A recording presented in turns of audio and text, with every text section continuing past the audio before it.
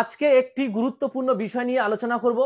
বিষয়টি হলো এই, যে সমস্ত ছাত্রছাত্রী উচ্চ মাধ্যমিক পাশ করার পরে অ্যাডমিশনের জন্য তোমরা সেন্ট্রালাইজড পোর্টালে ফর্ম ফিল আপ করেছিলে, তোমাদের মেরিট লিস্ট প্রকাশিত হয়েছে। এই মেরিট লিস্ট প্রকাশিত হওয়ার পরে বিভিন্ন নিয়ম বা নতুন নতুন নিয়ম আসার ফলে অনেকের মধ্যে অনেক কিছু বিষয় বিভ্রান্তি আছে। আজকের এই ভিডিওটি তোমাদের জন্য সমস্ত সমস্যার সমাধানের জন্য। তো প্রত্যেককে বলবো যে এই ভিডিওটি তোমরা স্কিপ করবে না, প্রত্যেকে প্রথম থেকে শেষ পর্যন্ত দেখবে। আর যে সমস্ত ছাত্রছাত্রী আমার চ্যানেলে নতুন, তোমরা প্রত্যেকে সাবস্ক্রাইব করে রাখবে। আর হ্যাঁ, লাইক করতে ভুল করবে না, তাহলে প্রত্যেকটা মুহূর্তে এরকম নতুন নতুন আপডেট তোমার কাছে প্রথম মুহূর্তে পৌঁছে যাবে। আজকের যে বিষয়টি বলবো, যে সমস্ত ছাত্রছাত্রী তোমরা ফর্ম ফিল আপ করেছিলে, মেরিট লিস্ট প্রকাশিত হয়েছে, মেরিট লিস্ট প্রকাশিত হওয়ার পরে তোমাদের পছন্দ অনুযায়ী কলেজ হয়তো তোমরা পাওনি, তোমাদের 1 2 3 4 এইভাবে কলেজ সেট করে তোমরা ফর্ম ফিল আপ করেছিলে। এইবারে দেখা যাচ্ছে চয়েস নম্বর 1 বা সেট 1 যে কলেজটি ছিল, নাম্বার বেসিসে সেই কলেজে তোমার নাম এসেছে, তাহলে তোমাকে সেই কলেজে ভর্তি হতে হবে। এটাই হচ্ছে নিয়ম। বা কোনো স্টুডেন্ট যদি 3 নম্বর বা 4 নম্বর কলেজে ভর্তি হয়, তাহলে তার সেখানেই ভর্তি হতে হবে। আর যদি তার উপরের বা কলেজগুলোতে যদি ভর্তি হতে চায়, তাহলে তার আপগ্রেডেশন বলে অপশন আছে, ওখানে ইয়েস করে দিতে হবে।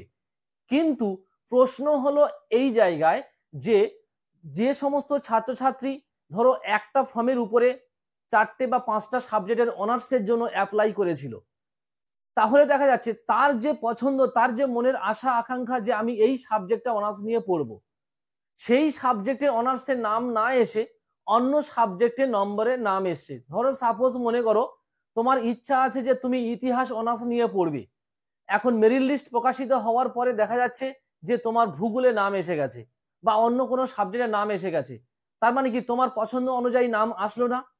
এই সমস্ত ছাত্রছাত্রীর যে সমস্যা। আবার দেখা যাচ্ছে যে সমস্ত ছাত্রছাত্রী তার 1 নম্বর পছন্দের কলেজ চলে এসছে, কিন্তু হয়তো সে জানে না যে এই সিস্টেমটি কেমন ছিল, সে দেখা যাচ্ছে বাড়ির কাছাকাছি যে কলেজটি আছে সেটা হয়তো দেখা যাচ্ছে পরে সিলেক্ট করেছে। ধরো সাপোজ মনে করে 1 নম্বরে দূরের কলেজ সিলেক্ট করেছে, সেকেন্ড অন্য একটা কলেজ সিলেক্ট করেছে, 3 নম্বরে দেখা যাচ্ছে যে তার বাড়ির কাছাকাছি বা ডিস্টেন্সের, তার বাড়ির থেকে ডিস্টেন্সটা খুব কম দূরত্ব, ঠিক আছে, সেই কলেজে ফর্ম ফিল আপ করেছে। দেখা যাচ্ছে যে দূরের কলেজে তার নাম এসেছে 1 নম্বর স্টেপে, কিন্তু তোমাকে ওই 1 নম্বর যে চয়েসে যে নাম এসেছে তোমাকে ওখানেই ভর্তি হতে হবে, তাহলে সে বাড়ির কাছাকাছি কলেজে ভর্তি হতে পারছে না। এই সমস্ত যে সমস্যা, বা দেখা যাচ্ছে যে সাবজেক্টে অনার্স নেওয়ার জন্য তার স্বপ্ন আছে, সেই সাবজেক্টে অনার্স না পেয়ে অন্য কোনো সাবজেক্টে অনার্স পেয়েছে। আবার কোনো স্টুডেন্ট আছে যে অনার্সের ফর্ম ফিল আপও করেছে, আবার পাশেরও ফর্ম ফিল আপ করেছে, দেখা যাচ্ছে তার অনার্সের নাম না এসে পাশে নাম এসেছে। এই সমস্ত যে প্রশ্ন, এই প্রশ্নের সমস্যার সমাধান আজকের এই ভিডিওতে হয়ে যাবে। তাহলে তোমাদের জন্য একটা গুরুত্বপূর্ণ তথ্য আমি আজকের দেব, যে এর ভিত্তিতে আশা করব তোমাদের প্রত্যেকের এই যে সমস্যাগুলো আছে, এই সমস্যাগুলো প্রত্যেকের কিন্তু সমাধান হয়ে যাবে। আশা করব প্রত্যেকে তোমরা এই ভিডিওটি দেখবে প্রথম থেকে শেষ পর্যন্ত, কেউ কিন্তু ভিডিওটি কেটে কেটে দেখবে না বা স্কিপ করে কিন্তু দেখবে না।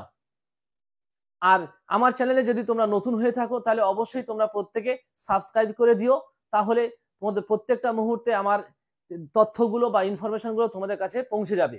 তাহলে আমি বলি, শোনো, তাহলে বিষয়টি হচ্ছে যে সমস্ত ছাত্রছাত্রী তোমরা অ্যাডমিশন নিয়ে নিয়েছো, তোমাদের ফার্স্ট চয়েস অনুযায়ী অ্যাডমিশন নিয়ে নিয়েছো বা নিতে হবে, এটাই বাধ্যতামূলক। এবং যে সমস্ত ছাত্রছাত্রী 4 নম্বর বা 5 নম্বর কলেজে অ্যালোটেড হয়েছো, তারাও ভর্তি হয়ে গেছো। আর যে সমস্ত ছাত্রদের পাশে নাম এসছে তারাও ভর্তি হয়ে গেছো। তাহলে ভর্তি হওয়ার পরে দেখা যাচ্ছে যে 4 লাখ প্লাস ছেলে মেয়ে অ্যাপ্লাই করেছিল, তার মধ্যে দেখা যাচ্ছে যে 1 লাখ বা 1.5 লাখের কাছাকাছি ছেলে মেয়ে সবে মাত্র ভর্তি হয়েছে। এই ভর্তি হওয়ার কারণে বিকাশ ভবন থেকে প্রত্যেকটি স্কুলে ইনফরমেশন দিয়েছে, এইচএস স্কুলে, যে ছাত্রছাত্রী কেন ভর্তি হচ্ছে না, প্রত্যেকের কিন্তু ফোন করে করে কিন্তু তথ্য জানা হচ্ছে। অলরেডি প্রত্যেকটা কলেজের ইনফরমেশন চলে গিয়েছে বিকাশ ভবন থেকে। কিন্তু অবশেষে আমি একটি কথা বলবো, যে তোমাদের কারোর কোনো চিন্তা নেই, যত ছেলে মেয়ে ফর্ম ফিল আপ করেছো অবশেষে প্রত্যেকেই কলেজে চান্স পাবে। একটা নতুন তথ্য যে প্রত্যেকে কলেজে চান্স পাবে, কেউ কিন্তু কলেজের ভর্তি হওয়া থেকে বঞ্চিত হবে না, প্রত্যেকে চান্স পাবে। তাহলে কিভাবে চান্স পাবে, আবার কি প্রসেসে চান্স পাবে, সেই পদ্ধতিটি আমি বলছি। যারা 1 নম্বর চয়েসে কলেজে ভর্তি হয়ে গেছো বা অলরেডি যারা কলেজে ভর্তি হয়ে গেছো, তোমাদের হয়তো মনে হচ্ছে যে অনেকের কলেজ পছন্দ হচ্ছে না বা অনেকের সাবজেক্ট পছন্দ হচ্ছে না, এইরকম বিভিন্ন তথ্য আছে। তাদের আমি বলবো যারা আপগ্রেডেশন তথ্য পেয়েছে, তারা আপগ্রেডেশনের ভিত্তিতে তারা ভর্তি আবার পরের কলেজের জন্য অপশন পাবে। কিন্তু যে সমস্ত ছেলেমেয়ের একেবারে নাম আসেনি, তাদের জন্য কি প্রসেস, বা যে সমস্ত ছেলেমেয়ে 1 নম্বর চয়েসে ভর্তি হয়েছে অথচ সেই কলেজটি তার পছন্দ নয়, তার জন্য কি প্রসেস, বা প্রত্যেকটা ছেলেমেয়ের জন্য কি প্রসেস আসবে, তাহলে শোনো। প্রত্যেকের কিন্তু তোমাদের 23 তারিখে সেকেন্ড লিস্টটা হবে, সেকেন্ড লিস্টটা হবে। আর আগস্ট মাসের প্রথম উইক বা 1 থেকে 10 তারিখের মধ্যে তোমাদের মপ আপ মানে যে সিস্টেমটি আছে সিস্টেমটি চালু হবে। মপ আপ মিনিংস বিষয়টি বুঝে নাও, যে এখানে নতুন ভাবে আবার অ্যাডমিশন করা হবে।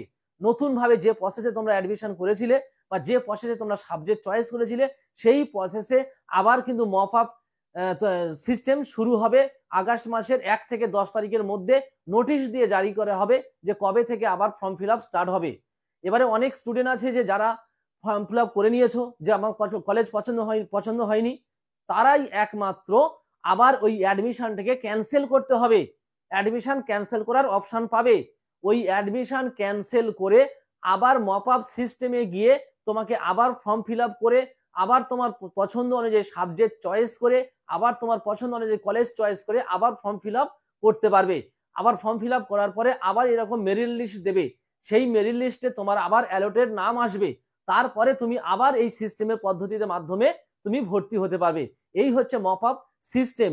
এবারে যে সমস্ত ছাত্রছাত্রী তোমরা কলেজে ভর্তি বা অ্যাডমিশন হয়ে গেছো, তাহলে বলছো যে স্যার যদি আমি চান্স না পাই, হ্যাঁ অবশ্যই এটাও ঠিক কথা, কিন্তু তোমাকে তার আগে জেনে নিতে হবে যে ওই কলেজে আমি যে সাবজেক্টে অনার্স নিতে যাব সেই সাবজেক্টে কয়টি সিট আছে। এটা যদি আগে থেকে তুমি জেনে থাকতে পারো তাহলে তোমার পক্ষে খুব লাভবান হবে। কারণ তোমার যে নাম্বার আছে বা তোমার যে স্কোর আছে, যদি হাই স্কোর থাকে তাহলে অবশ্যই তুমি চান্স পাবে, তোমার কনফিডেন্স আছে। কারণ দেখা যাচ্ছে যে সমস্ত ভালো ভালো ছেলে মেয়েরা বা তোমার কোয়ালিটি যে স্টুডেন্টগুলো তারা তো অলরেডি ভর্তি হয়ে গেছে, হ্যাঁ। আর তুমি যদি কোনো সাবজেক্টে তোমার পছন্দ না হয় বা তোমার মনের যে সাবজেক্টটা তুমি পেতে চাও, তাহলে অবশ্যই তোমার যদি কনফিডেন্স থাকে যে না আমি পেয়ে যাব, বা সেই কলেজের সিট সংখ্যা অনুযায়ী তুমি যদি ফর্ম ফিল আপ করতে পারো মপ আপ সিস্টেমের মাধ্যমে, তাহলে তুমি কিন্তু তোমার পছন্দ অনুযায়ী কলেজ পেয়ে যাবে বা তুমি তোমার সাবজেক্ট পেয়ে যাবে। এই হচ্ছে সিস্টেম। এই তথ্যটি আজকে তোমাদের দিয়ে দিলাম, অবশ্যই করে তোমরা প্রত্যেকে কিন্তু ফলো করবে। প্রত্যেকে, কোনো টেনশন নেই, কিন্তু প্রত্যেকে কলেজে চান্স পেয়ে যাবে। প্রত্যেকে আস্তে আস্তে ধাপে ধাপে সিস্টেম ওয়াইজ কিন্তু প্রত্যেকে কিন্তু ভর্তি করে নেবে। প্রত্যেকটা কলেজে কিন্তু প্রত্যেকটা অনার্সে প্রচুর সিট ভ্যাকান্সি আছে। দেখা যাচ্ছে যদি 100 সিট থাকে তাহলে সেই সাবজেক্টে ভর্তি হয়েছে খুব বেশি হলে 30টি, ঠিক আছে, মিনিমাম 70টি সিট ফাঁকা আছে। এটা আমি একটা এক্সাম্পল স্বরূপ বললাম। হাফের বেশিও কিন্তু ভর্তি হয়নি কোনো সাবজেক্টে কোনো কলেজে। প্রত্যেকটা কলেজে প্রত্যেকটা সাবজেক্টে কিন্তু এই নতুন সিস্টেম অনুযায়ী কিন্তু এখনো কেউ ভর্তি হতে পারছে না, ভর্তি স্লট হয়ে গেছে, তোমার স্লো হয়ে গেছে, ঠিক আছে। এই জন্য বিকাশ ভবন থেকে প্রত্যেকটা স্কুলে ইনফরমেশন করা হয়েছে কেন ভর্তি হবে না, কি জন্য ভর্তি হবে না, কি সমস্যা, এই সমস্ত বিস্তারিত জানার জন্য প্রত্যেকটা স্কুলে কিন্তু ইনফরমেশন দেওয়া হয়েছে। স্কুলের মাধ্যমে প্রত্যেক ছাত্রছাত্রীকে ফোন করে জানা হচ্ছে যে তার সমস্যা কোথায়। তাহলে আজকের এই বিষয়টি আমি তোমাদের বলে দিলাম, তাহলে অবশ্যই তোমরা প্রত্যেকে বুঝতে পেরেছো। আশা করি যদি ভিডিওটি ভালো লেগে থাকে তাহলে অবশ্যই তোমরা লাইক করবে, আর এই বিষয়ে যদি কিছু জানার থাকে তাহলে কমেন্টস করবে, আমি কমেন্ট বক্সে তোমাদের উত্তর দিয়ে দেবো।